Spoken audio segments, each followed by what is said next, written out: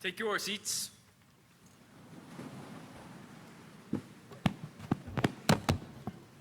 Good afternoon. Thanks. So I'd now like to introduce Dr. Travis Morris, who's kind of the mastermind behind what the event we're doing today. He is the director of the Peace and War Center here on campus, and he's the executive director of the Military Writers Symposium.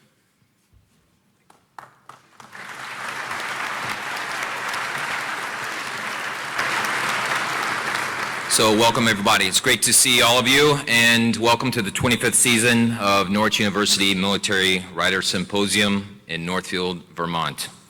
It's a pleasure to have each of you here today, and also those that are joining us through digital online. This symposium is a signature event of Norwich University's Peace and War Center. As many of you know, this is the only program of its kind in an American university. Over the years, it's brought some of the most prominent military, intelligence, and international affairs scholars and thinkers to Central Vermont. The symposium is designed to educate, to inform, and to be relevant to topics that impact all of us in the room. It has never, ever avoided the hard issues central to our public's understanding, whether we may disagree with them or not. As I mentioned, this was the 25th year, and so some backstory. In 1996, the symposium was conceived by co-founders W.E.B. Griffith and Carlo D'Este, with the support of former Norwich President Russell Todd. The symposium was designed as a way to bring writers to Norwich University to engage all of you and to engage our community. No matter what your major, your source of commission, whether you're going into the military or not, it's meant to engage our entire community. The subjects that we've covered have been vast and range from PTSD to cyber warfare, to the war in Iraq, to Afghanistan, and also today, the future of warfare. The program that you have in your hands, if you've looked at the theme, we're going to spend the next hour and a half looking at warfare in the first 21st century and future battlefields. That applies to all of us here in the room. It doesn't matter, as I just said, if you're going to enter law enforcement or not. Each one of us as citizens will be impacted by the discussion that we will have here today.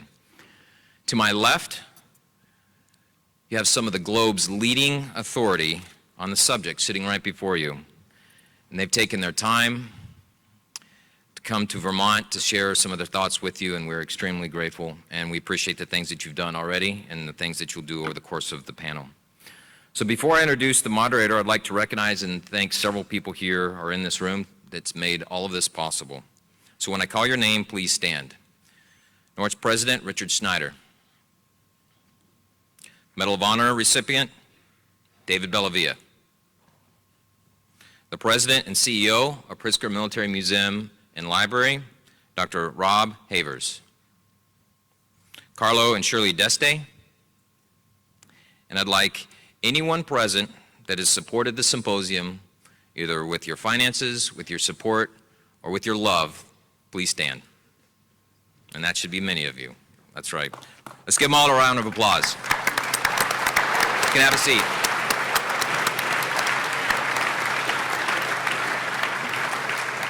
So as I mentioned briefly, I'd also like to welcome you that are joining us via streaming, and whether you're watching us, whether you're deployed on the other side of the globe or somewhere else in Vermont, we welcome you and glad you could be here with us today. So just a couple of housekeeping notes. Make sure your cell phones are off or off. After the panel symposium, it's important for you to know that the authors will make their way over to Milano Ballroom, where they will be signing books for you, and they'll be there until 4:30.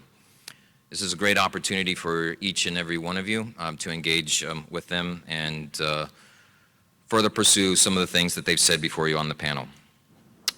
Our moderator today is Colonel Andy Hurd, United States Air Force retired. Colonel Hurd is a special assistant to the Norwich University Provost. He integrates university departments to expand expeditionary opportunities to students so that you may learn what it's like to travel abroad and to lead abroad. He's done a tremendous of other things here at Norwich University, and part of that has to do with him being stationed here for ROTC, but also for his hopes and helping each one of you to become better leaders. And also leading here today is being the moderator of this panel. His bio is extensive. I could spend a lot of time reading about some of the incredible things that he's done, but I'll keep it short. As I mentioned, he's retired United States Air Force. He went to the Air Force Academy and the University of North Carolina. His military career of logistics and airlift include 3 commands, and for those of you that are going to be aviators, 6,000 flying hours and combat missions in 4 conflicts. Let's welcome Colonel Hurd.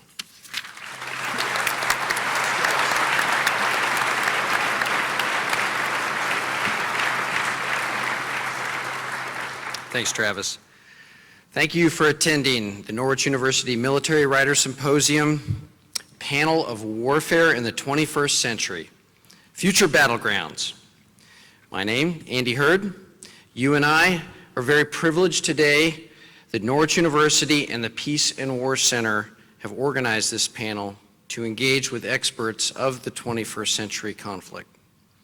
The experts on the panel are global thought leaders who are intimate with battle both in planning and in direct action. They understand the evolution of conflict and how that conflict shapes policy. Their contemplation of the future influences national powers, planning, and decision-making through their careers of research, writing, and debate. Today, we are fortunate to join them for 90 minutes of their professional experience. Your Norwich experience is to develop you to lead. Whether you lead in business, the community, government, or military service, preparing you to lead in the 21st century is central to this university's mission. This panel is part of that mission, and these writers have spent years thinking about the evolution of warfare and how 21st century battlegrounds will impact society. From our conversation with them today, you will learn unexpected insights about your future challenges.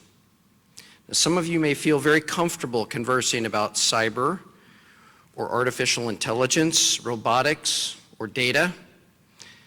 Today's conversation is not just about products you can purchase, and you should already know that your data, your personal data, can be a threat.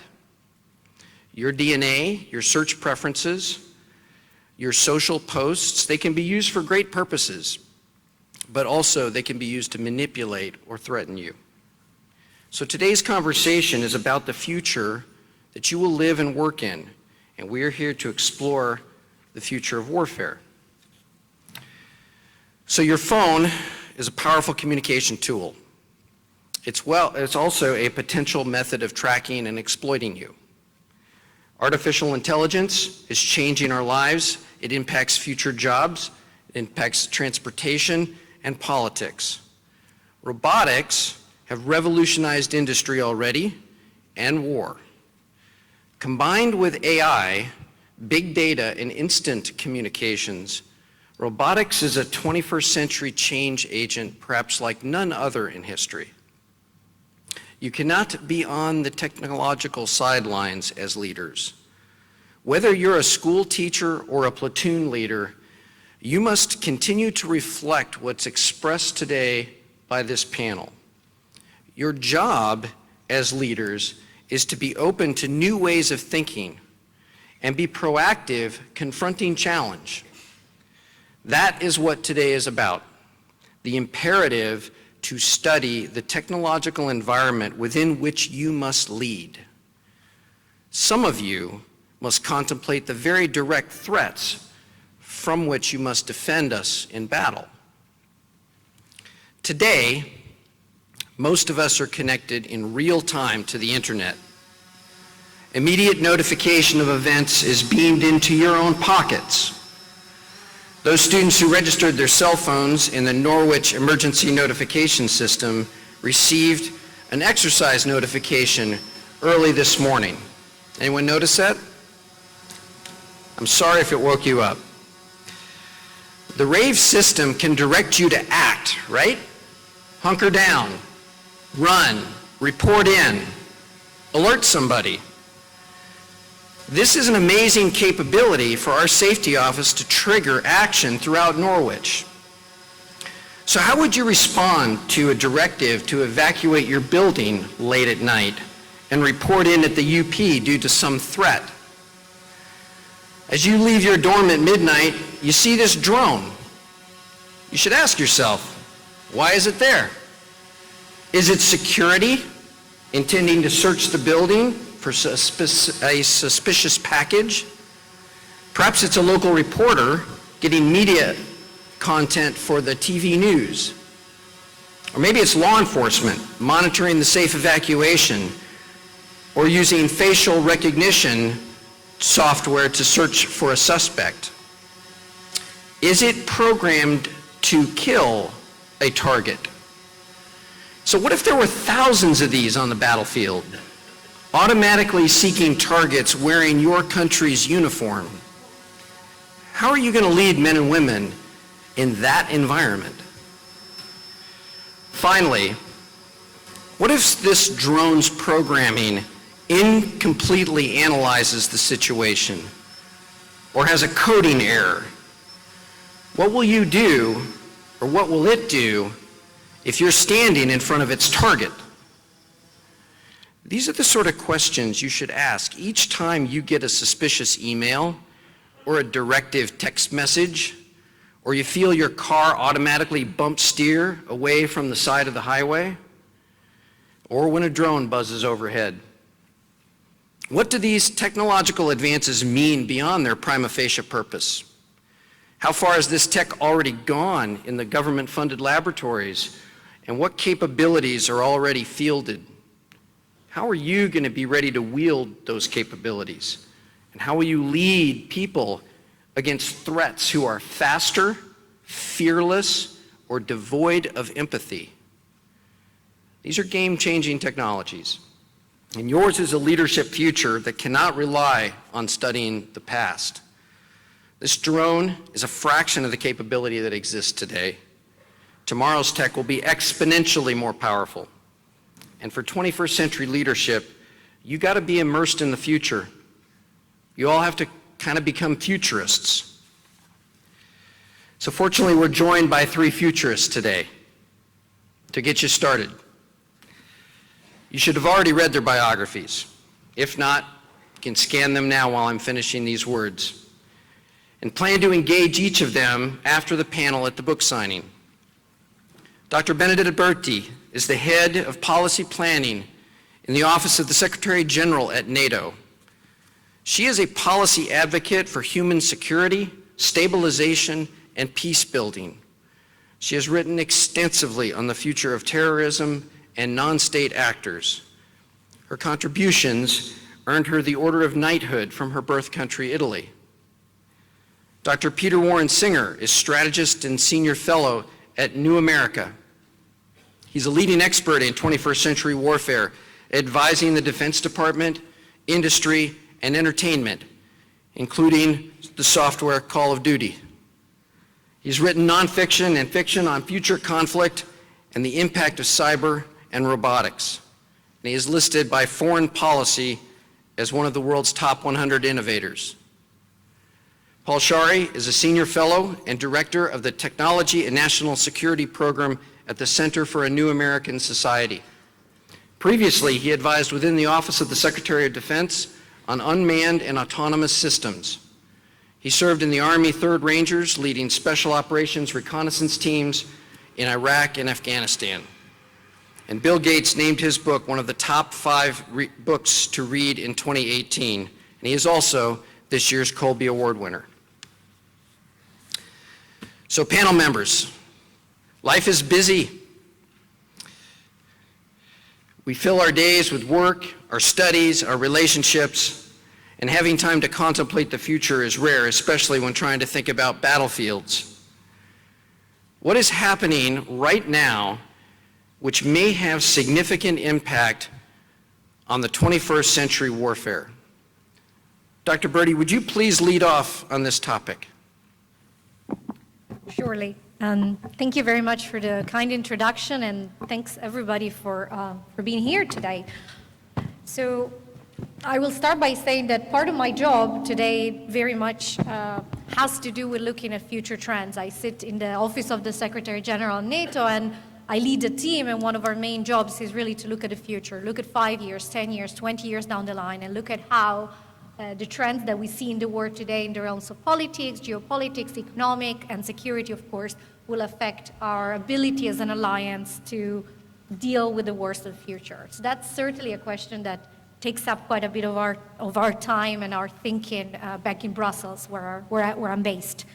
I will start us off with a couple of points. I know that I'm here with Paul and Peter, who are two very much top experts on looking at how emerging technologies and new technologies are going to affect the way we fight wars. So instead, I'm not going to go there. I'm going to talk about the non-technology bit that to me is also very important when we think of the future of conflict. And first, the point of order, as NATO, as an alliance, was very much thinking about how to address conflicts of the future.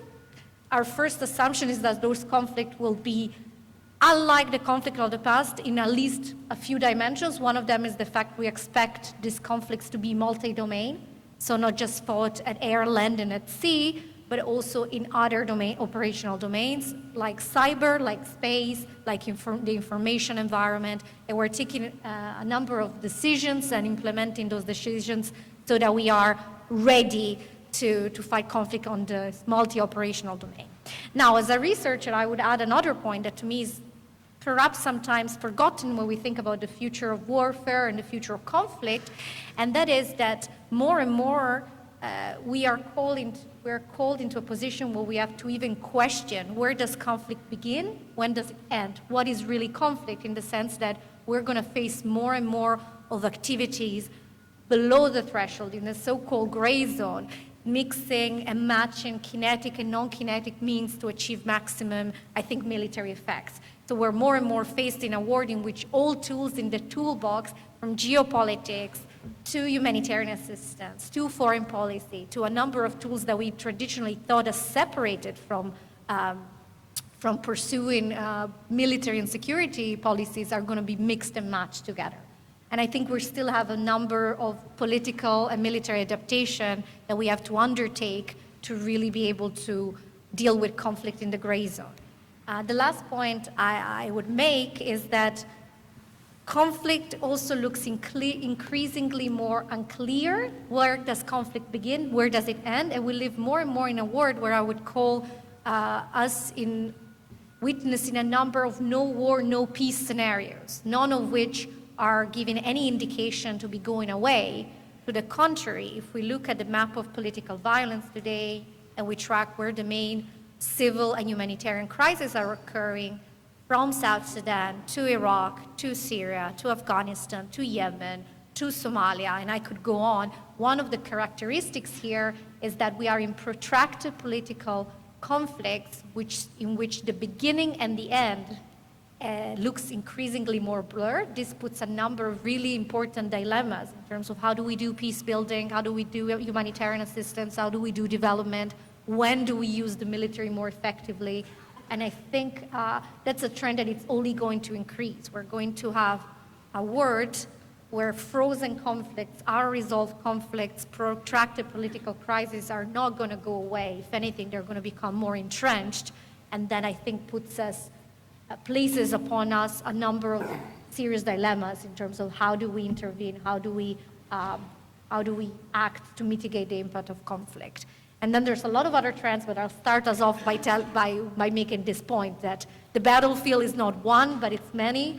The kinetic and non-kinetic are looking increasingly more blurred, and what is war and what is peace is increasingly more undefined, which I think is a big dilemma going forward.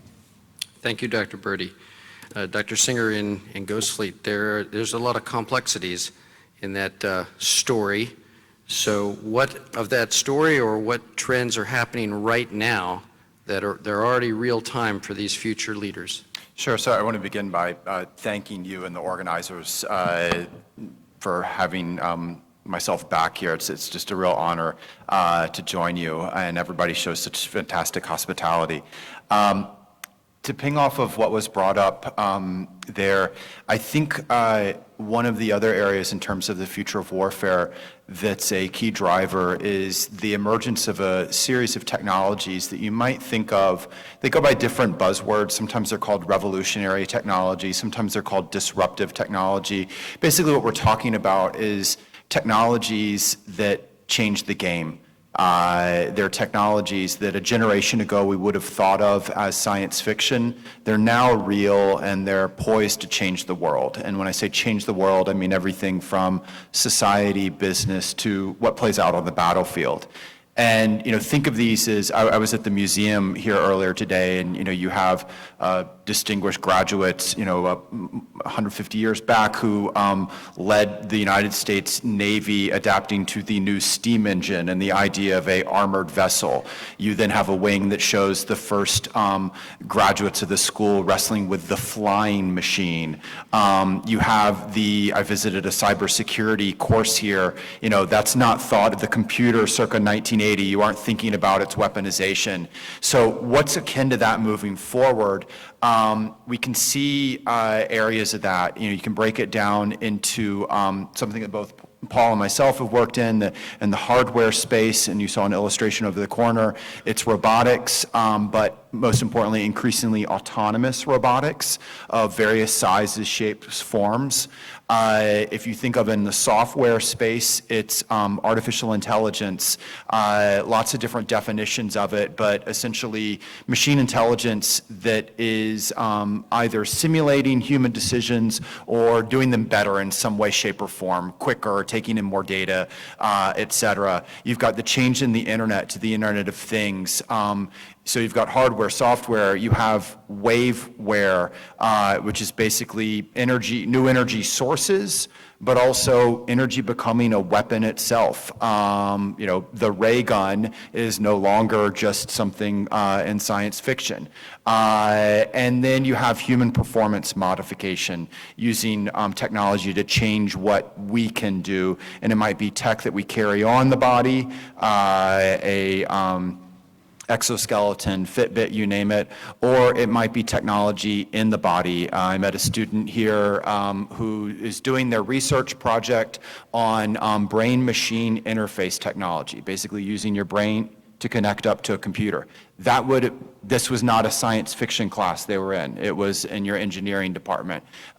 So these are the kind of technologies that are happening out there. I think real quickly, the first is what makes them revolutionary is they give us new questions of what's possible that wasn't possible before, but also, as you brought up in your introduction, they give us questions of what is proper, that is, debates of right and wrong that we weren't having before. And it might be a legal, ethical right and wrong question, or it might be a how do I best organize my military unit right and wrong question. The second thing to ping off of what you brought up is it's not just that it creates, in terms of battle, multi-domain, but these technologies, unlike the ironclad or the aircraft carrier, they have really low barriers to entry. So it's the fact that multiple other actors will have them. So a non-state actor, an insurgent group, now has a little miniature air force. Saudi Arabia just experienced this. Saudi Arabia has the third largest defense budget in the world, and yet it got hit by a combined drone and cruise missile attack. And then the other part that I would ping off of what you brought up is it's not just the idea of sort of the gray space of conflict and knowing when it begins or ends. It's the speed of conflict has changed.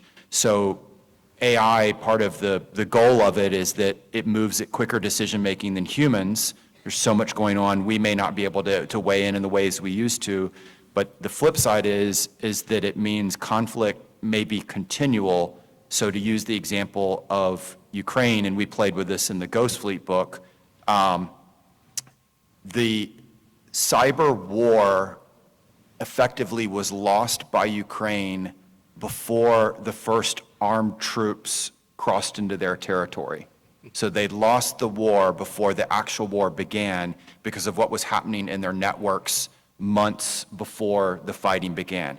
And so an interesting thing, there are people in this room that may deploy into battle years from now, and yet the outcome of that battle may be shaped right now by what's happening inside a computer network or even inside a microchip manufacturer. You know, you mentioned speed. One thing that has not been traditionally fast is government policy, and there's a lot of that in your writing, Mr. Scharre. So could you tell us a little bit about some of the real-time policy successes or things that we need to be thinking about right now that impact 21st century warfare? Yeah, I mean, the real challenge that we face from a bureaucratic or policy standpoint is that we're just much slower than the pace of change out there in the world. And I think it's worth, when we think about future conflicts, worth really thinking hard about what do we need to know. Now, in the last 30 years, since the end of the Cold War, we've seen U.S. military forces deployed to Iraq, to Somalia, to Haiti, to Bosnia, to Kosovo, to Afghanistan, to Iraq again, to Syria, to Iraq again, to Mali, to elsewhere, to Libya. You know, we don't actually need to know where we're going to fight in the future. That's unknowable, we're not going to know that, and that's really heavily dependent on a lot of political uncertainties and sort of specific events that may happen. That's okay. That's fine. What we need to know is what might war look like. We can't going to get that perfect, but we need to get it close enough that the forces that we train and equip are not grossly unprepared. And we have felt the pain and the cost to soldiers and to service members when we send forces overseas that are not ready. We fought this certainly in prior wars, in World War II, in Korea, in early phases, but we certainly felt it too in the early phases of Iraq and Afghanistan, where we fought a type of conflict that was very different than what the Army had been focusing on, or the military as a whole had been focusing on in the 1990s. So when we think about the military as sort of a set of toolkits for national security decision makers, we want to have the right tools in our belt that we're ready to address whatever conflict we're in. You know, as Peter talked about, we're seeing these explosion of digital technologies that are fundamentally changing different ways in which we're fighting. But one of the things that's interesting about this is we're also seeing that the pace of this is so incredibly rapid. It's not just that it feels that way to people who may be of a certain age, but when you actually look at data and innovations and how rapidly technology proliferates, it is actually changing and proliferating faster than it used to be. And we continue to see exponential growth in many of these kind of digital systems. So our policies are really struggled to adapt. For 20 years now, for example, the U.S. Defense Department has been talking about the challenge of adversary innovations in precision-guided weapons, sensors, battle networks, that will allow them to target our military forces that project power abroad with a great deal of precision and lethality. Things that basically render our aircraft carriers, our short-range fighter aircraft, our air bases significantly less useful in future conflicts. We've done very little to adapt. And that's because there's a lot of lock-in in our system, both in Congress, within the Pentagon bureaucracy, and also culturally, where there are things that might have to change how we fight. Peter mentioned kind of the shift from sail to steam. That was a challenge inside the Navy. Shifting, from horses to tanks in the Army. There are lots of historical examples where adopting technology requires changing how we fight, and that's a real issue. And so I often see culture can get in the way because we have a lot of esprit de corps, but sometimes it's attached to how we carry out a task rather than maybe the mission we're trying to perform, and that can sometimes actually hinder military effectiveness. So with the pace of change so rapid, you're going to be adapting in just the next few years to start leading across all fields. In just a little more than a decade, each of you are going to be deputies, field grade officers, and perhaps even business partners. So to our panel, could you please address what these men and women will face 10 years out when they're advising, and each of you has been an advisors in many sorts of ways. So, Mr. Scharre, if you would first tell us, to the future advisors of senior leaders, what should they be preparing for? Yeah, I think, one of the real fundamental challenges that Benedetta had mentioned was sort of this blending of what we traditionally think of as war and not war. Not only gray zone conflicts, but also the increasing emphasis of non-kinetic means of warfare, information attacks, cyber attacks. There's a high degree of transparency in military operations that I don't think we're actually prepared for. We saw in, for example, the U.S. Navy SEAL raid to get bin Laden. That was reported in real time on Twitter. So now we're operating in a world where there's a great more transparency about what our military forces are doing. That could be reported, could go viral. And all of this basically means that there's so many factors to success in war that are not about what we sort of think of as war. It's not just the kinetic aspect of it. I don't know that that's actually a change, so much as it is maybe just that our concept of war has become overly narrow. And maybe it's that we watched too many World War II movies. I'm not sure where it comes from, but I think from the broad arc of history, we see that actually war is unbounded, and there are many methods of fighting other than simply a direct clash of arms, and many of these are quite effective. Guerrilla tactics or information warfare is quite effective, and we need to be able to adapt to these realities, to use some of these tools when they make sense for the United States, but certainly be prepared for them. And I think more broadly, just widen our concept of what war is. That instead of coming up with the defense community in the U.S., we have all these terms: irregular warfare, unconventional warfare, unrestricted warfare. Maybe we just need to broaden our horizons about what actually war is, because it's not going to fit into the neat and tidy boxes that we might like. Thank you. Dr. Berti, what would you have this group focus on when they're advisors to future conflict? Yes. So I would like to continue with this, with Paul's point about what is war and what isn't, because I think that's a key question. And I think there's two, yes? There you go. Yeah, it's working? Great. I think there are two challenges there. One is we really need to understand this multi-domain, gray zone, hybrid type of activities. At the same time, we also have to be mindful that it's not working. Okay. Yes, much better. Great. Thank you. So what I was saying, for those who couldn't hear me, is that I completely agree with this, with the point made about redefining and understanding what conflict may look like in the future, but with a big caveat. And my caveat would be the problem when we describe something as conflict is that our go-to solution is, if this is a conflict, then we need to use the military as a tool. And I think I think a lesson of the past couple of decades is military force as a role, as a purpose, as a important place in a country's broader global power projection, foreign policy, and security policy. But not everything can be addressed through military force.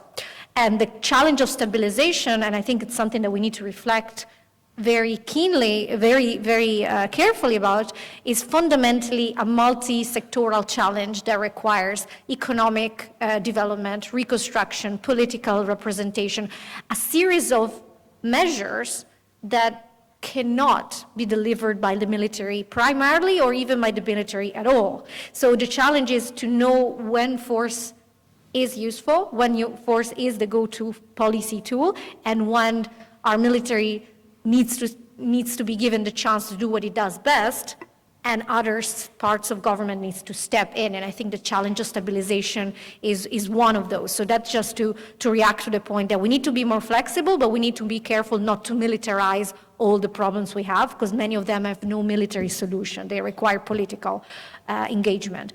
And the related point to that, in terms of what do we need to pay attention to looking forward, just again to build on the point that if conflict is looking different, and there are a number of international legal frameworks that have served us very well for many decades to try as much as possible to limit the damage of war, especially on civilians. Some of those war conventions and frameworks are quickly becoming outdated or quickly becoming less useful in a context in which wars look different than what they looked at in the past. They see much more states pitted against non-state armed groups who follow a different framework and often do not respect those international legal principles. And that, I think, it's something we need to reflect very carefully going forward. How do we adapt, reform, and make sure that our legal, international humanitarian law principles are both solid and grounded in reality and help us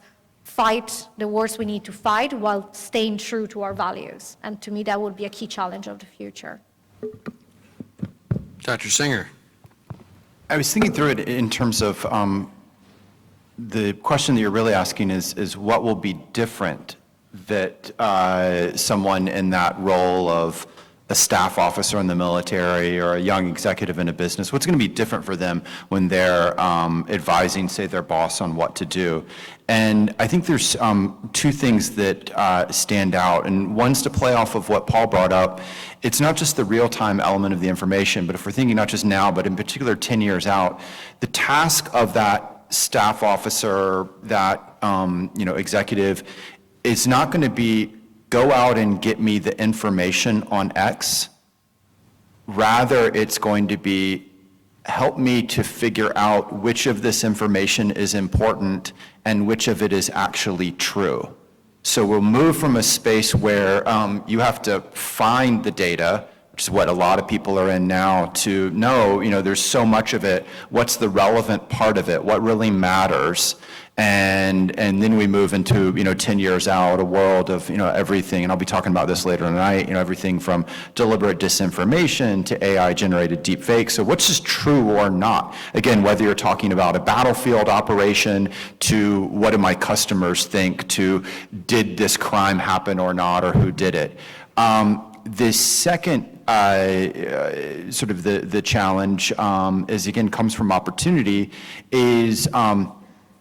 In a world with more artificial intelligence, the decisions that will be made will be more and more guided by AI that will be the ones sifting through all of that data and essentially either taking the decision itself or providing recommendations. And we already see this in everything from which way should you go, the Waze map to get to the destination, to it's used to advise who's eligible for a loan for their house mortgage or not. Or to give you the military version of the Waze map, I was at a Marine landing exercise where they were testing one that was a sort of military version of a route recommendation, but unlike Waze, it didn't tell you the route to go based off of time savings. It recommended the route based off of expected casualties that you would take. It might be, so again, you could see all of these different recommendations that will be going on around you, who gets promoted or not, et cetera. And so the question that you will be advising on is, when do you actually listen to the recommendation or not? When your gut tells you, you know what, Waze is saying take a left turn, but I know that's wrong, I had to go right.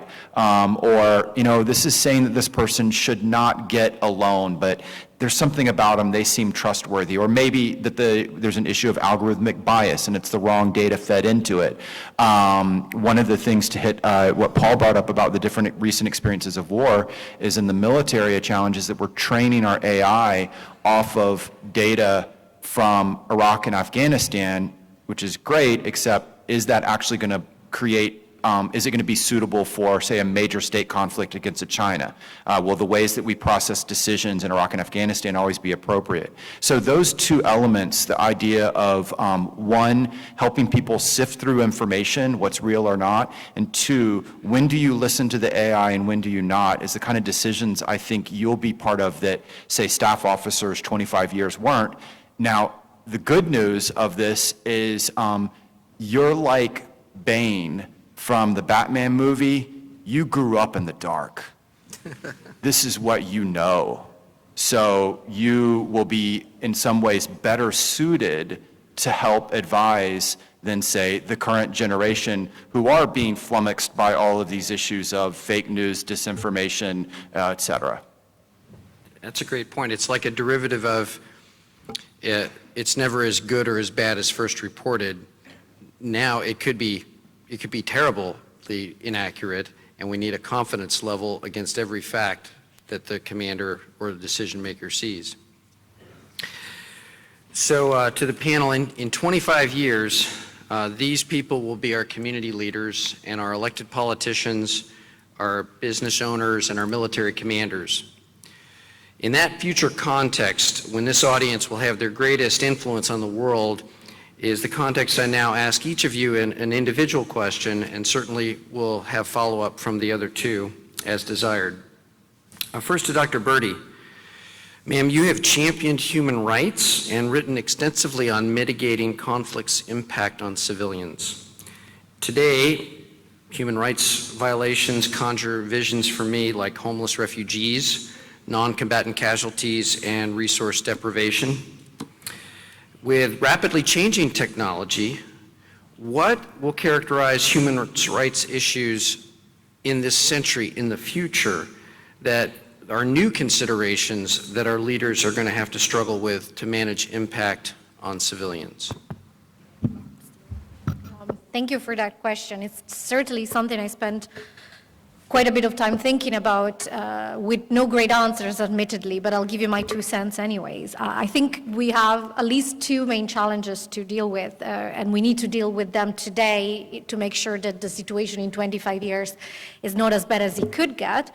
Number one, I would say there has been, over the past few years, led also by the harrowing example of the Syrian civil war, where indiscriminate violence against civilians has been used as one of the key tactics by the regime and its supporters, being Russia or Iran, to gain a military upper hand over the opposition. And what that has done, and what that conflict and other conflicts fought along similar lines are doing around the world, I think, is eroding some of the basic principles of international humanitarian law that we have fought so hard for to establish over the previous decades. So a key example here is the prohibition against the use of chemical weapons, which we should have thought that after World War I, we had pretty much established as one of the key principles of in the conduct of warfare. And yet in Syria, we see chemical weapons used with relative impunity, and that is weakening that particular norm. So I would say, with a great deal of urgency looking forward, one of the challenges we have for human rights is to establish, reestablish, and reaffirm the key principles of international humanitarian law. This will be harder to do as more and more we see the rise of geopolitical competition. We see a world in which a rise in China represents a different political model from, I would say, the one represented by the United States and Europe, wants to shape the international order and the international legal system according to its own values, which may not necessarily coincide with ours. So I think that's a great challenge. The second great challenge is domestic. And I think we all have to grasp with it, especially as democratic countries, and that is, what does a democratic, open, human rights respectful, digital ecosystem looks like? And that involves a number of ethical and legal dilemmas, from the regulation of AI to what do we do with autonomous weapons, to how do we deal with fake news and disinformation. There is a number of momentous challenges that all amount, or potentially could amount to, threaten some of the principles of our democracies. So I think these are key challenges that we need to get right today if we want to make sure that in 25 years, our job is not to try to rebuild the international legal system after it has been destroyed. The time is now. Dr. Singer, do you have any follow-up on that?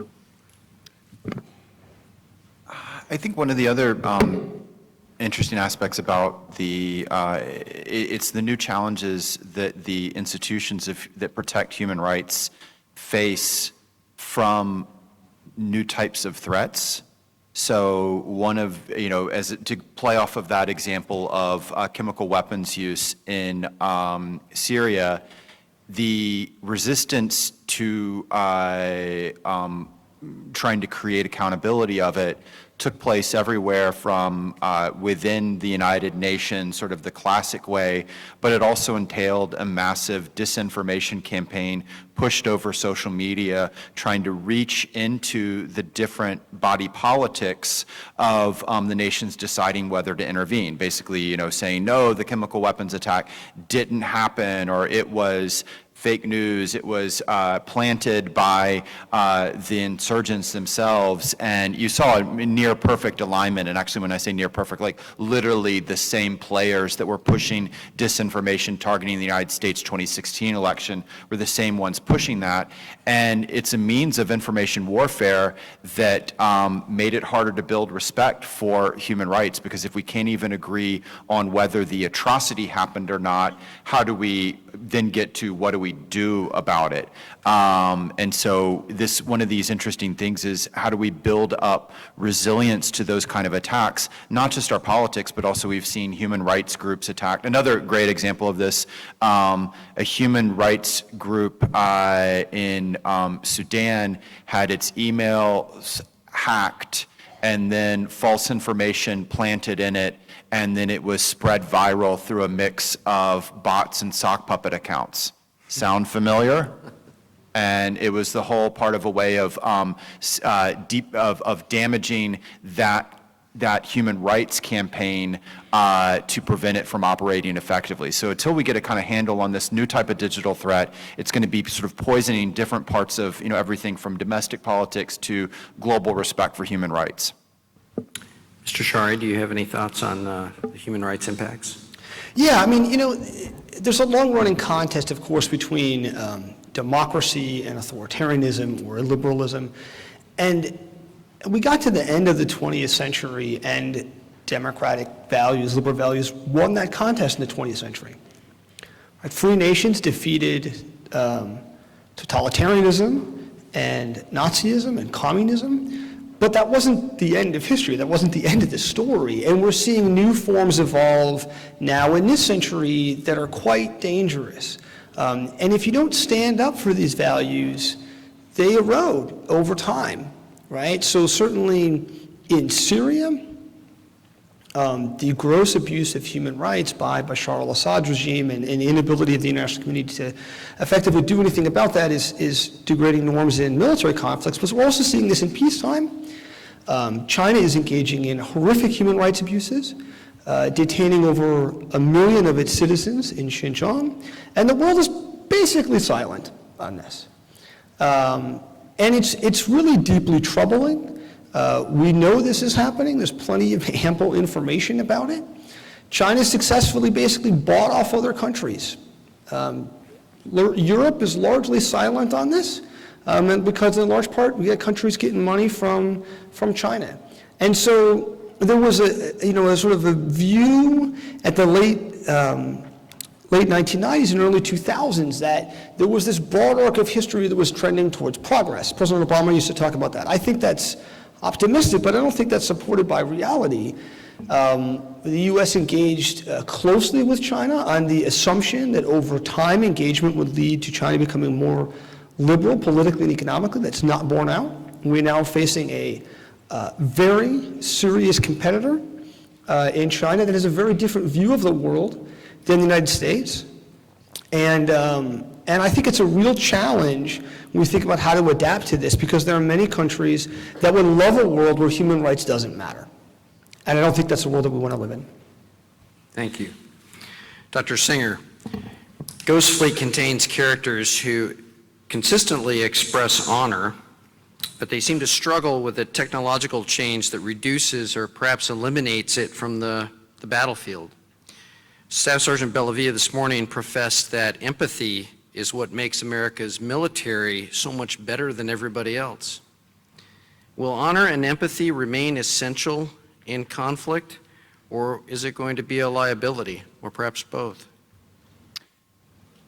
Often you hear people, particularly in the military, lament and even blame the laws of war for some kind of outcome that they didn't like. They'll say, it was like fighting with one hand behind my back, or you had General Tommy Franks, after he let bin Laden go, blamed his lawyers for not allowing him. This was in the early part of the 2001, right after 9/11. There's a convoy that bin Laden is in, and Franks chose not to airstrike it, and he blamed his lawyer. And I'm the son of an Army JAG officer. As anyone who knows this space knows, the JAGs don't tell the four-star general what to do. It's blaming the code of honor, because honor is about following a code. It's about following a set of rules of right and wrong, either normative rules or actual written down ones, whether they're written down in the little book that you all get or they're written down in the Geneva Conventions. And so essentially there's two things to note here. The first is we often blame that for outcomes that have nothing to do with it. And then the second is history shows professional forces, and professional is defined by those that operate by a code, as opposed to barbarian forces, which are warriors. It's a fascinating thing to see how we've amplified the word warrior, but actually it's the professional forces. History shows professionals consistently beat warriors. Professionals consistently beat barbarians. Those that follow a code are the ones that win. And that's if you literally are sort of taking a listing of wars won and lost. And the reason is because of what you see here. Those that follow a code can organize, train, and equip in a way that those that don't follow a code can't. Those that follow a code can win hearts and minds and trust of the local civilian force in a way that the barbarians cannot. So we often kind of blame cast it, and I think we'll continue to see this moving forward with whatever the technology that we're talking about, whether it's unmanned aerial systems or cyber. If you are using it in a manner that is barbarian-like, it will create blowback upon you. And that's actually one of the interesting things we've been wrestling with, be it in Afghanistan, to Iraq, to the Saudis are wrestling with this in Yemen, is, you could have all the great unmanned systems you want, but if it's causing greater civilian casualties, it's not going to deliver you the victory that you want, because it ends up producing more people volunteering to join that adversary group. It means people are not delivering you the targeting intelligence that you want to go after the bad guys. So, to go back to it again, when we blame the code for our losses, we're usually blame casting our own bad decisions. And second, history shows professionals win. So be a professional. Thank you. Mr. Scharre, in your book, you touch on honor, empathy, how we integrate that into AI and robotics a lot, but I don't recall getting the answer. So perhaps you could give us your answer to this. Is honor and empathy going to survive? Yeah. I think a world actually where we don't have empathy is probably a scary one to be in. Peter had kind of mentioned this question about, do you trust the map guy telling you where to go, right? And I think a central question that the military is going to face going forward is, where do we use automation, where do we use people? How do we use artificial intelligence and automation to take over various tasks when they're going to be more effective? There have been some studies by consultants and analysts that say that roughly half of all tasks currently being done in the U.S. economy could be automated today using existing technology. Now, that's not all jobs. It's actually less than maybe 5% of jobs could be totally eliminated. But a lot of things that people do could be automated to some degree. Now, that's going to be true in the military as well. If you go forward 30 years and we have people, manually landing planes and taking them off, or manually driving vehicles, or manually actually aiming rifles, we're probably doing it wrong. Those are all things that we could automate with higher degrees of precision and reliability. But there are lots of things in where there isn't a right answer, where the right answer depends upon context or judgment. So could we train a machine to know better than a human whether someone is holding a rifle in their hands or a rake in their hands? Yeah, probably. Over time, we could do that using enough data and machine learning. We could figure that out. But that doesn't tell you whether that person's a combatant, That doesn't, they could be holding a rake and they could be a combatant, or they could be holding a rifle and not be. They could have surrendered. They could be a friendly force. They could just be a civilian that's armed, that's protecting themselves. It also doesn't tell you what is the smart thing to do. It could be that they're a valid enemy combatant, but if you light them up, you're giving away your position and you've compromised yourself, right? And maybe that's not the right tactical thing to do in that instance.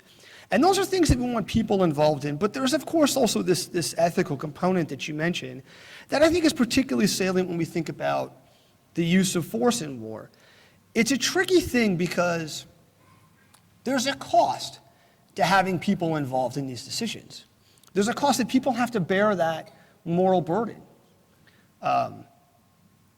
We've increased a lot of awareness in the force about things not only just PTSD, but moral injury. The fact that those who have to make very difficult choices in war, sometimes choosing between two different wrongs, have to live with that. And I think it's a really interesting moral dilemma to say, look, we'd rather have somebody do that. It is not fair as a society that we make a decision as a nation to go to war, and we send off young men and women to do that and to carry that burden for the country and make those choices. And a very small segment of the population does that. But it's also worth asking, what would a world look like if no one cared? If no one weighed those choices, if no one weighed the value of human lives? And I'm not sure that that's what we want to live in either. Dr. Berti. Well, yeah, I agree with everything that has been said so far. I think there's so many ways to go about it. There is a utilitarian argument, if you wish. I mean, we must not forget that the main principle of these rules, of the laws of war, is reciprocity. They were designed so that armies would have a code of conduct that would be reciprocal. So the first rule we were able to agree to as international community was about prisoners of war. And there is a clear interest in all sides keeping that convention. That means that if your men and women in uniforms are captured, they will be treated with dignity and not tortured and not subjected to degrading treatment. The compromise is you will have to do the same if you capture your enemy forces. So there's a reciprocity, there's a utilitarian value to upholding a lot of these principles. It tries to do something very difficult, which is to mitigate the impact of war while still allowing states to use force if the situation demands to do so. So there's a utilitarian argument, there's an effectiveness argument, that has been mentioned already, meaning if you're involved in a counterinsurgency type of operations, part of your mission is to try to pacify that area. It's much easier to do so if the population is not fighting against you. It's much easier to do so if they see you as someone that they can trust or rely upon, as opposed to if you give them reason to side with the insurgent. It's also more effective. And finally, I would say there is a political cost. Our armies, our armed forces are a very important part of our societies.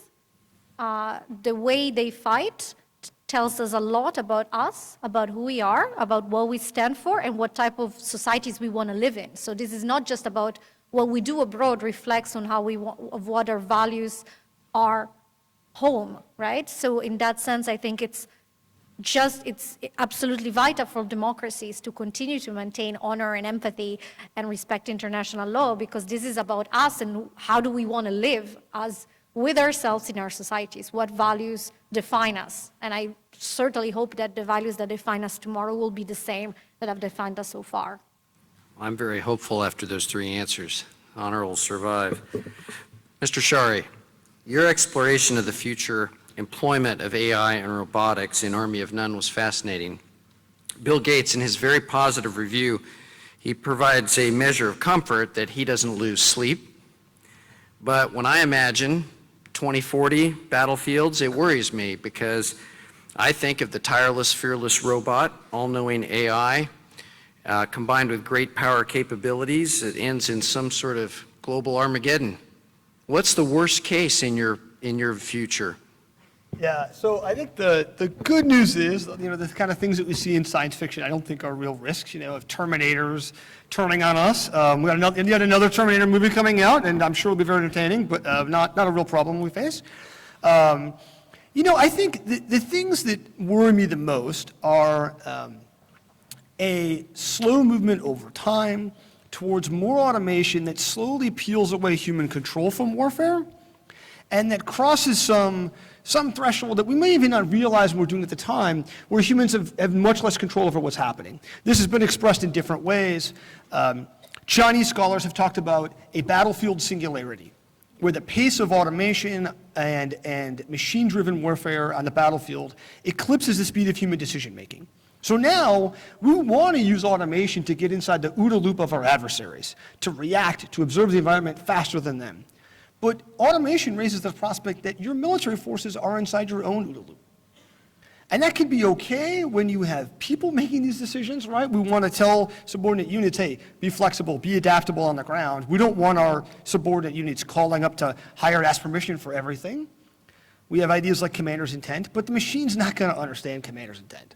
And so there's a risk if you get these accidents at machine speed. And I think that's really quite dangerous. I think it is most actually significant in cyberspace, where there is the potential for harm rapidly and at scale in ways that I actually think we're not really prepared for, and we lack the resiliency in the current structure of the internet against some sort of intelligent and adaptive malware that could be quite destructive. Thank you. Dr. Berti, do you have a worst case when you think of the future? Do you think of HAL or RoboCop? I certainly have a number of worst case scenarios, but I am going to answer your question, but in a roundabout way, because I think that we have mentioned so many important factors that can shape our future, and rightly so, we've focused a lot on technology, and I think we ought to. But if we're talking about the future and potential worst-case scenarios that will affect our armies, I think before the time is up, I think I have to mention climate change, because otherwise we are kind of ignoring a huge elephant in the room. And that is not to say I completely agree with everything Paul said, but I would say if the robots don't get us, there is also a chance that something else will, and that something will be climate change, right? And that's something that certainly is a threat multiplier, certainly makes some of our existing challenges more complex. We see a world in the future where ongoing desertification, lack of drinkable water will create more humanitarian emergencies, more millions of refugees escaping what essentially are climate crisis. We will have our militaries think very carefully about how do they respond to ever more severe and frequent extreme weather events, which is something we're already taking substantial work to respond to, but that I think if you project yourself into the future will become a much more important mission because the need will be ever so greater. And so just to say that, of course, there's a number of potential worst-case scenarios involving technologies, and we should definitely prepare ourselves for that. At the same time, we also should prepare ourselves and adapt for the fact that our planet is giving some signs of distress, and that's going to affect every sector of society, including our military. And just to close on that, I find it very interesting that just last week, the Chief of Defense of the British Army has announced a new initiative aiming to make the British Army fossil fuel independent from fossil fuels in the next few decades, and to go and to really work on what we call in NATO green defense. And I think that's very important as well. So that's not to say that everything else that hasn't been said is not important, but we should also keep an eye on those issues because they're going to affect our future very significantly. Of course, thank you. Dr. Singer, you had a worst case scenario in your story when we got our butts handed to us in Ghost Fleet. What do you think the worst case is going to be? Yeah, you're asking someone who wrote a book about World War III. What's the nightmare scenario? The dark thing to say is we're living it. Whether it's the climate change issue, and all the craziness of yesterday in the news, you may have missed that a new report came out a UN report, over 100 scientists from 36 different countries that essentially concluded, remember how bad you thought it was going to be? It's actually turning out to be much worse. It's going quicker than we thought, and we essentially only have to the year 2030 to take action that could appreciably turn things around. But that links to the nightmare scenario for me, which when I say we're living it, is the essence of Russian information warfare is not to make you love Putin or the like. That's how Americans think of propaganda. You know, you make you love us, apple pie, blue jeans, rock and roll. The essence of Russian disinformation warfare, going back to its origin in the 1920s, is to make you distrust everything. And trust is something that's interesting. It takes a long, long time to build, and once lost, it's almost impossible to bring back. And we have seen a systematic attack on the institutions that we trust in and are crucial to a thriving American democracy. And that is true whether we are talking about healthy civil-military relations, to trust in a independent court and judiciary, trust in freedom of speech.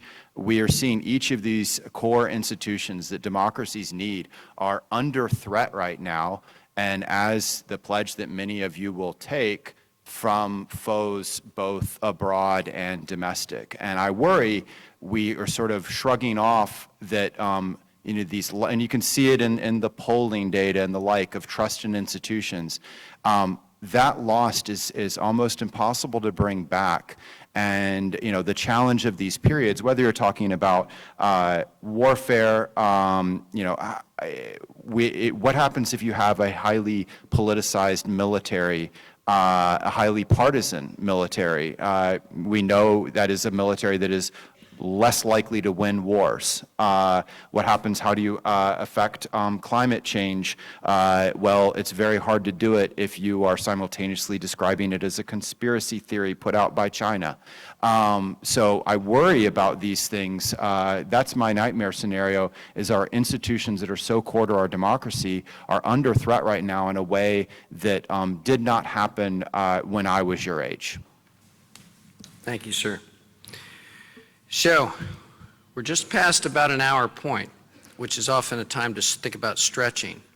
So, why don't everyone stand up for a minute and stretch, and when you sit back down, those of you that are going to have questions, go ahead and remain standing while the authors have this last question. So, again, you can keep standing while I'm addressing this. But you can't talk. Okay, so your purpose as Norwich graduates is to be leaders ready for the future. So how should you prepare? That's one of the key takeaways today. And after our panel addresses this final topic, we're going to open it up to your questions. So you can begin to stand, make yourself identified as someone that would like to ask a question. So to our three panel members, I suspect that each of you, when you envisioned your future roles in life from their side of this stage, you didn't predict the developmental path that you would take with much precision. And the unexpected often makes us more prepared to lead.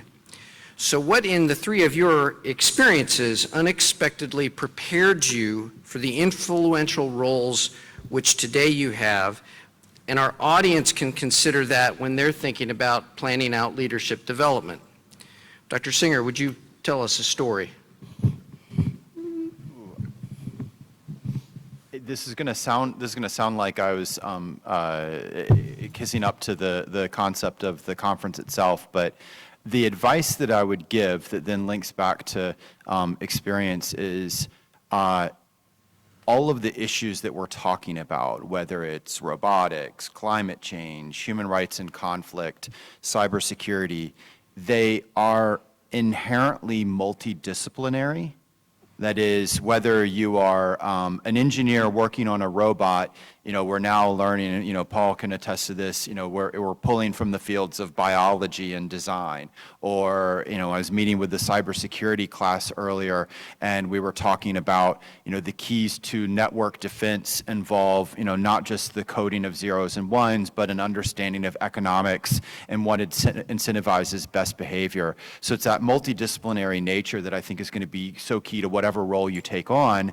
And for me, in doing the work that I do on writing and advising DoD and other entities on the future of war, I keep coming back to history. I grew up with a love of history, of military history, and so when I'm speaking to military audiences on what Paul was bringing up of, how do you adapt to change? I'm referencing, the new UAS, but I'm also talking about how the Navy adjusted to aircraft carriers and their need to do the fleet problem exercise. Or we've got a Marine officer sitting in the front row here that as some of you heard from before, and they're looking at the examples for the Marine in the 21st century, but they're looking at how the Marines explored amphibious warfare as a concept back in the 1930s. So for me personally, that love of history has been something that I'm constantly applying in futurology. Thank you, sir. Mr. Scharre, your thoughts on your unexpected developmental path? Yeah, I think I had one of my drill sergeants in basic training, his last words to us as we marched off into the airborne school was him screaming at us, "Never quit." And you can actually get a lot done in life, but just through dumb perseverance. And I think there's a lot to be said for living a fulfilling life through being entrepreneurial, being bold, just simply doing things that you want to do. In the military setting, it's a little bit different because there's more constrained opportunities for that. It looks more like, I think great advice for people starting in the military is volunteer for everything. Take opportunities at everything you can, volunteer for everything, and take advantage of what's out there. And then, out in the civilian world, if it's something you want to do, just do it. Find excuses to do it rather than not do it. That requires focus. That requires very much deciding these things are not important, and that is so hard. We were all chatting over lunch about how hard it is to decide where you spend your time on and the things that you agree to do and the things that you turn down. But I think it's important to let yourself set your own priorities, because the world will tell you the things they want you to do. Society, your parents, your boss, the things they want you to do. But ultimately, it's your life, and so deciding the things that you say, this is what matters to me, and carving out the time for that, you can do really great stuff. Dr. Berti, you have bounced around many different countries in your career. I don't expect that was completely expected. What in your career has been driving you toward where you are today? Sure. So it definitely was not expected. I grew up in a small town in the north of Italy, and I didn't really travel much growing up. So the fact that now I spend my week in an average of 2 or 3 different countries is certainly something I never expected would happen. But I think I would relate. I would bring up 2 points. One, I mean, very much tallies on what Paul say, and that is to be able to find what gives you a sense of purpose, and that would drive, I think, a lot of career choices, and it can help you shift from one field to another and take up a lot of very different experiences. Like I have worked in academia, in the policy world, in the field with the UN, now at NATO, and it may sound a little bit disjointed, but to me it's so coherent because it all follows the same purpose, which is I'm interested in how do we mitigate the impact of conflict on civilians in the context of civil wars. That's for me, that's what does it. That's my purpose. That's what drives my choices. And it's quite a good thing to fall back to when I'm undecided whether to take one path or another, to say, is this furthering what I think is my contribution my 2 cents to the word. So I think it's it very much goes in line with the idea of focusing. And the additional point which goes in line with what you mentioned about international experience is to really be open to have your ideas challenged. I think it's not something that we welcome enough in our societies. We tend to be reassured, stay in our own cocoon, listen to people who already agree with us, and that's easy. But I don't know if it brings us to make the best type of decisions, and I don't know if it really allows us to relate to each other as human beings at the best possible level. So to me, in my experience, one of the best ways to challenge my preconceived notions, my ideas, and my biases has been to travel. And the more different the culture and the more different the place, before being back in Europe, I spent 10 years in the Middle East, and I can say that was a crash course into challenging so many notions of I had been brought up with, some of which I got reaffirmed, some of which I revised, and I think it's a very useful exercise. And so I heard that as part of this program, students also have international experience, and I think that's incredibly invaluable, especially as in this globalized world that we live in today. Thank you, ma'am. So we have time for questions, fortunately. I'd like to start over here with the students, and Colonel Cabay, you'll be next. Hope you guys are doing well today. This is a question for anybody. So in the world today, we see a lot of warfare. Also, narco-drug trafficking is a large part of what we see in impacting civilians and causing civil wars. So to any of you who can answer it, what would you think and where that sort of area of fighting is going to today, and how can it be prevented in developing in third world countries? I'll suggest Dr. Singer start with that. I was going to suggest someone else.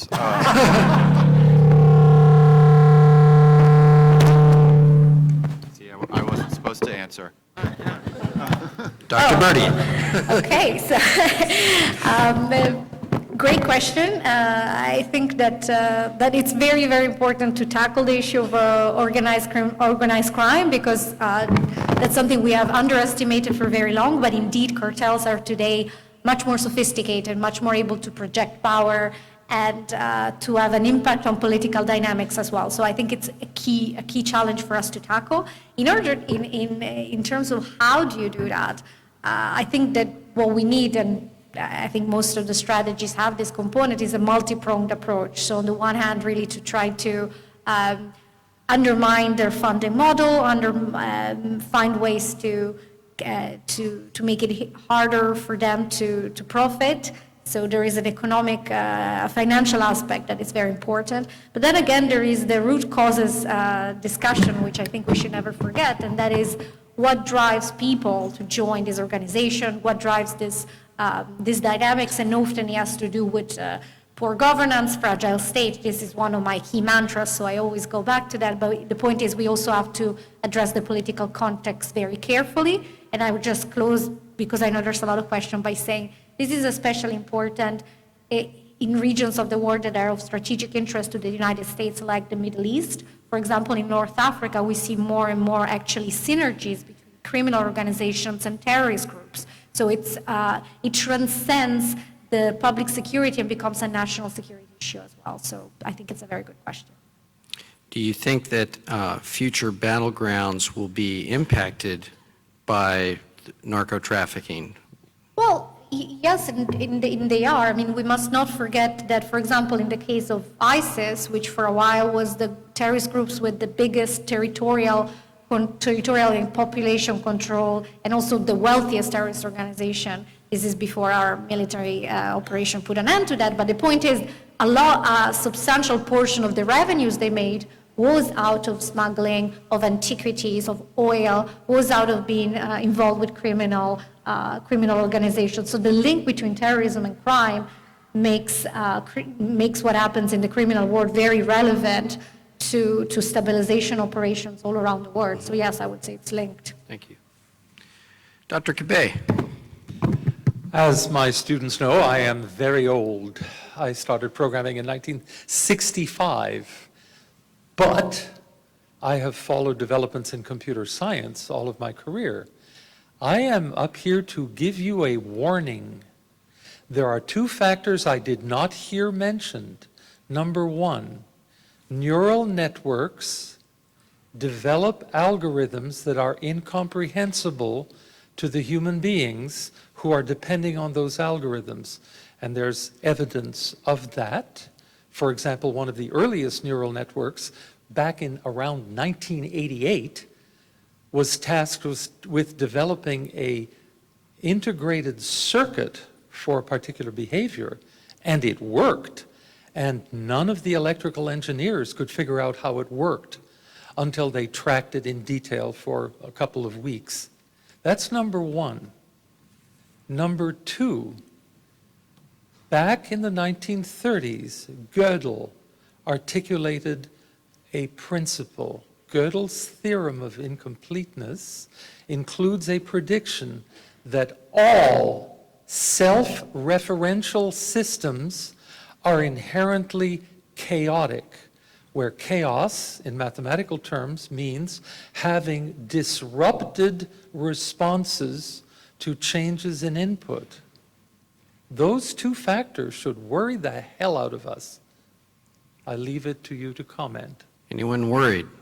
I'll jump on that one. Great. I think on the first one, let's take it even further. It actually connects back to what Paul brought in relevant to the Chinese approach and kind of hope for in terms of a battlefield breakthrough. In discussions of artificial intelligence in the U.S., the sort of moment where people, it always comes back to games. And there's two moments in our discussion around artificial intelligence. It's when the computer first beats the top human chess master, and then the next stage is when the when the computer beat the top human at trivia on Jeopardy, IBM Watson. That's what we talk about. For China, and in particular, your counterparts in the PLA, it was when the machine beat someone at the game of Go. And if you're not familiar with it, Go's sort of a game of strategy that's thousands of years old. And relevant to the comment that you brought up, it was not merely that the breakthrough happened in this game that a lot of people thought it wouldn't happen for about 10 years. But it was the way that the machine won. It came up with moves that humans who had been playing this game for over 2,000 years never thought of on their own. And that's that sort of, the potential of it being a battlefield breakthrough, kind of the equivalent of a blitzkrieg come up with, but by a machine that no one's thought of before. That's what's excited the PLA. But as you lay out, it's not just this possibility. And again, you can see that we have medicines that are being discovered, so to speak, by AI by bringing together information in a way that human doctors and researchers would not have thought of. So wonderful positive, but as you lay out, there's also the negative of it. Now, that's what I was kind of referencing of the advice that the machine is giving you. Part of why that advice is so good is you never would have come up with it on your own and you don't understand it. But that is also the challenge of when do you go contrary to the machine because you can't understand why did it recommend this? Why did it recommend that this person doesn't get a loan? Was it because it sifted through all of the information and has such perfect information that I never could have done on my own? Or is it because the data that was plugged into it was inherently biased against African Americans? I didn't make up a example there. That is a true story. Or who gets selected for promotion or admission to a college? We're going to take more data than ever before than just your SAT scores and the like. It's going to sift it together in ways that a human never could because of a neural net. And guess what? It found that, I think it was young white men who played lacrosse were the best for college. They actually weren't, right? It's because it was drawing biased data. So this thing that you're bringing in of neural nets is not just about our inability to understand it. That's what's good about it. That's the problem of it. And then, oh, by the way, the other thing, it hits what Paul brought up in acquisitions. How does the military buy something that is, on one hand, holds the prospect of advising you better? On the other hand, no one can tell you how it works. Okay, good. Good afternoon. So history shows us that mankind is often considered some weapons too violent or too dangerous or unfair during warfare. Do you think AI that thinks and then acts on its own could sometimes be outlawed in the future? Or are we too stuck on our mindset of progress to even consider that? That lands squarely with you, Mr. Scharre.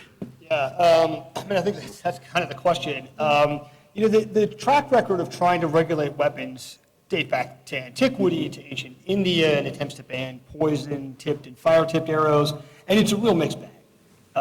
There have been some successes, or things that were largely successful, like efforts to move away from chemical and biological weapons. There have been other miserable failures throughout history, and so I think it's a real challenge. It's a hard problem because, of course, if you violate these rules, what's the consequence? Right? If something's effective and you win the war, well then, okay. The real issue is reciprocity, and when we see effective restraint, it largely has to do with militaries agreeing sort of in either explicitly or tacitly to not use certain weapons out of fear that the other will use it against you, and there's not an advantage then. And that might make war more horrible or unrestrained in some other way. But in order to even achieve that kind of restraint, you need to have clarity on what is the thing that you're not agreeing to do. There were attempts early in World War II to restrict aerial bombing only to military targets and not to cities. Well, it turns out, where do you locate factories? You locate them in your cities. And so over time, that line blurred, and you led to mass devastation, of course, in World War II of aerial bombing of cities. I think it's a real problem for AI, because where do you draw that line? Where do you say this application of AI is okay and this is not? There are lots of discussions underway among states and scholars working on us to try to figure that out, but it looks like a really tough problem. Thank you. Good question. And we'll all be sharing your mic here shortly. Dr. Singer, I you're up. would weigh in. I think there's, particularly to AI, there's first the aspect of it's a technology that is neither inherently civilian or military. So sometimes you will see people say, well, and there's a movement of banning increasingly autonomous use within the military, but simultaneous to that, our civilian world is using that technology. So, I always use the example of, let's move forward 10 years. And so is our proposition that a pilot will, and then maybe there's someone in this room. I met a student earlier today who's interested in going to the Air Force and operating unmanned aerial systems. So they're going to wake up in the suburbs of Las Vegas and be driven to Creech Air Force Base by their increasingly autonomous car, not just a Tesla, that's where Chevrolets and the like are. But then once they enter Creech Air Force Base, we say, no, but in war, we still operate like it's 2008, and you have to hand control everything that the drone does. I don't think that happens. So the first is that nature of the technology. What I do think is possible is that we will see certain restrictions on not the technology, but potentially where you use it and how you use it. So, for instance, there are to your concerns, there are very different civilian casualty concerns with autonomous weapon systems in the land domain in an urban environment in a city versus undersea warfare. So, in a urban environment, you get it wrong as to whether it's a tank or a bus, scores can die. In the undersea environment, it's actually already mostly automated. It's not Jonesy with his really good ear listening, that sounds like an enemy submarine. It's actually a computer recognizing the algorithm. The torpedoes that are fired are actually fire and forget, they're mostly automated. And oh, by the way, if you get it wrong, there's no such thing right now as an underwater cruise ship. So I think, we might say we're okay allowing autonomy in undersea warfare, but maybe not within land warfare as an example. Great. All right, over here. How's it going? Thank you for coming. I'm representing the men's lacrosse team, funny enough. But you mentioned earlier about finding the important information and the true information. And how do you see that coming in the future? Is that your simple Google search? Is that going to be through a VR or something like that? And how does AI decipher what is true and what is fake with so much data coming in and out, and especially that's only increasing? Thank you. Anyone? I was the one who brought it up, so I'll jump onto that. So the first is that there is AI that's being used to try and distinguish that. So for example, as we see the creation of what are known as deep fakes, which is AI-generated, hyper-realistic, but false imagery, as it becomes more and more sophisticated, we will rely on artificial intelligence to sort of sift underneath it for the tells that the human eye might not see. And what's fascinating, again, going back to this sort of, where you were talking about the blurring line between war and conflict, is the groups that are researching that type of technology to identify that it's fake are both the Facebooks of the world and DARPA. Facebook because they think they need it for their platform, DARPA because they think this technology might be used to target U.S. military, U.S. democracy. Now, that technology is for the good, but all the data also shows that it is insufficient. And what we really have missing in the United States is digital literacy. If you were all grown up in Finland or Estonia, you would have from elementary school, junior high, high school, you would have, besides being taught your regular studies, and besides, which all of you were taught, besides being taught hygiene, wash your hands and the like, which you were all taught, you would have also been taught how to defend yourself online. You would have been taught digital literacy, how to distinguish between what's real and fake, how to manipulate people, what are the emotional tells that they're going after you. That is why the Estonias and Finlands of the world are more resilient against these threats than the United States, which is just like an open territory to it. So it's a great example of how you align national security issues with education. And oh, by the way, if we had digital literacy inside the United States, it would not just help you be better citizens, it would help public health. You are all dealing with the return of diseases that we didn't have to because of anti-vaxxer conspiracy theory. It would help you all be better consumers. So it's a multiple good thing, and yet it's strange that it's missing within our system.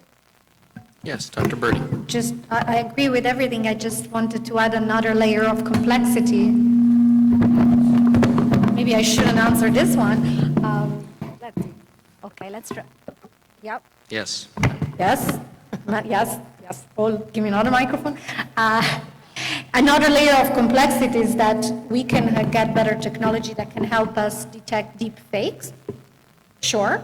But that actually accounts for a relatively small amount of the most effective information operations. As we look more and more at what Russia, for example, which is one of the main players at the moment, is doing, a lot of it is not necessarily deep fake, it's much more of a manipulation of the truth, which is much harder to detect, and certainly much harder to detect, not just from, let alone for human, let alone for artificial intelligence. So as our technology gets better, also those who are perpetrating disinformation operations get more sophisticated, and even if we had a perfect technology to detect deep fakes, it still will not help us with a lot of these campaigns. So that's just to throw another layer of complexity. Thank you. So clearly, we need a lot more time for your questions, and there will be a chance for that over at the book signing after this. So I'm sorry to send you back to your seats for the end of this. But thank you, audience and panel. You were all very fantastic. We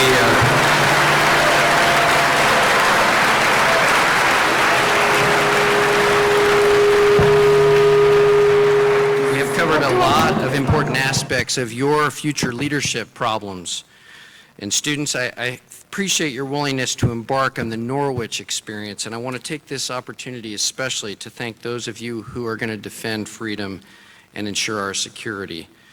Please join these panel members, as well as Carlo Desti, Ian Brown, and Staff Sergeant Bellavia in the Milano Ballroom right afterwards for a book signing event where books are available for purchase.